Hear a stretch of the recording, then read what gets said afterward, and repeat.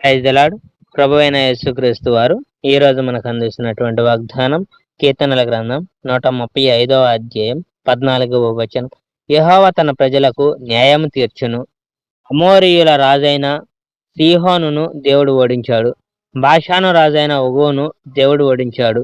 కనాన్లోని జనాంగాలన్నిటినీ దేవుడు ఓడించాడు. వారి దేశాన్ని దేవుడు ఇశ్రాయేలీయులకు ఇచ్చాడు. దేవుడు ఆ దేశాన్ని తన ప్రజలకు ఇచ్చాడు. యెహోవా నీ పేరు శాశ్వతంగా ఖ్యాతి కలిగి ఉంటుంది.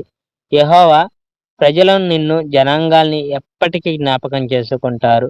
యెహోవా జనాంగాల్ని శిక్షించాడు, కానీ తన సేవకుల ఎడల దయ చూపించాడు. ఇతర మనుషుల దేవుళ్ళు కేవలం వెండి బంగారు విగ్రహాలే. వారి దేవుళ్ళు కేవలం మనుషులు చేసిన విగ్రహాలే. ఆ విగ్రహాలకు నోళ్ళు ఉన్నాయి, కానీ అవి మాట్లాడలేవు. కళ్ళు ఉన్నాయి, కానీ అవి చూడలేవు. ఆ విగ్రహాలకు చెవులు ఉన్నాయి, కానీ అవి వినలేవు. ముక్కులు ఉన్నాయి, కానీ అవి వాసన చూడలేవు.